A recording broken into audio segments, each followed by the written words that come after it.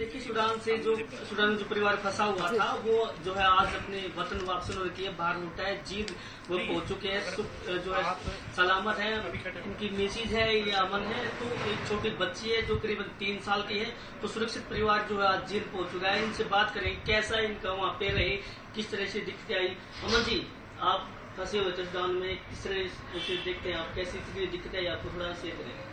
Sir, वहाँ पर हालात तो बहुत ही बदतर होते जा रहे थे और डेली ही वहाँ पर बम ब्लास्ट, फायरिंग, यही सब चल रहा था। हैवी वेपन्स के ऊपर एयरक्राफ्ट जाते थे, एयर स्ट्राइक्स होती थी और हालात दहशत मची हुई थी दिलों में भी हमारे। कोई भी आवाज आती थी, बच्चे को बैलून देते थे अगर उसको खिलाने के लिए, तो बैलून भी अगर फटता था तो उससे भी ऐसा लगता था कि बम फटा है घर में। तो हालात बहुत ही खराब हो चुके थे। आप जब कंपनी से वापसी आ रहे थे तो आपके जो पिताजी वो बता रहे थे कि आप वापसी आ रहे थे, तो आपके साथ जो है 20-25 लोगों ने आपकी गाड़ी को लूट लिया, पैसे निकाल लिए और जो है आपके पास पैसे नहीं बचे खाने के लिए। फिर आप जो है अपने बच्चों के पास पहुंचे तो काफी दिक्कतें आई। ये स्टार्ट हुआ था 15 तारीख को, सैटरडे का दिन था, 9 बजे सुबह स्टार्ट हुआ था और 9:05 पर मुझे खबर आ गई थी कि ऐसा ऐसा हो रहा है। वो मैंने अपने घर पर फोन कर दिया था अपनी वाइफ को कि वो ना तो घर अच्छे से लॉक कर ले और ना घर से बाहर निकले और ना किसी को निकलने देना है और ना ही किसी को आने देना घर पर भी। और मैं शाम तक आऊंगा, अपना आ जाऊंगा, जैसे मेरे को मौका मिलेगा मैं आ जाऊंगा।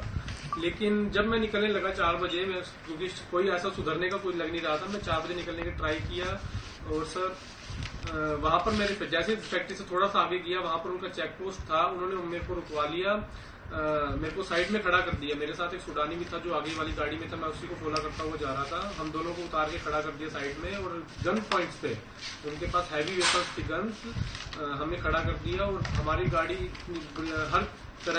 हर चीज चेक करी, मैच उठाकर देखा, बैग खोलकर उन्होंने चेक की, जो पैसे उनको मिले बैग में से वो सारे बैग उन्होंने ले लिए। उस टाइम उन्होंने चुपके से ले लिए, मुझे ऐसा कुछ पता नहीं चला। और जब मैं वापस, उन्होंने मेरे को जाने भी नहीं दिया और मैं वापस फैक्ट्री पहुंचा और मैंने अपने ऑफिस में जाकर देखा तो बैग ओपन किया तो ऐसा कुछ नहीं था बैग में, कुछ भी मेरे बैग में, सब यानी कि सारे पैसे उन्होंने ले लिए थे। तो यहाँ तक का सफर कैसा रहा? आप फिर उसके बाद जो है जो राजधानी खार्तूम से निकले और सेफ जगह पहुंचे। जब बम पड़े थे तो आप जो बच्ची है वो डर जाती थी।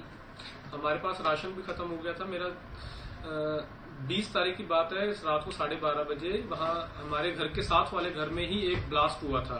हमारी जो बिल्डिंग थी इतना शेक की है, हमने बॉम्ब का इम्पैक्ट देखा, कैसा बॉम्ब का इम्पैक्ट होता है, कैसे बिल्डिंग हमारी शेक करती है, कैसे खिड़कियां तक हिल जाती है बुरी तरह से। हम लोग मैं अपनी गुड़िया उठा के एकदम से नीचे भागा हूँ, ऐसा समझ नहीं आ रहा क्या हो गया, क्या करें हम, लाचार हो गए, कुछ नहीं कर सकते। मैं अपनी फैमिली के लिए कुछ नहीं कर सकता, इतनी बुरी हालत हो गई थी हमारे लिए।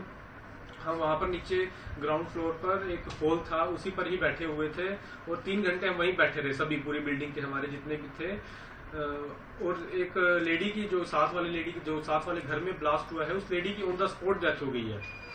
और हमने नेक्स्ट डे वहां से निकलने का डिसीजन लिया और हमने एक बस अरेंज करी, प्राइवेट बस, और हम 3 फैमिलीज थी, 15 लोग थे और वो बस 60 सीटर थी।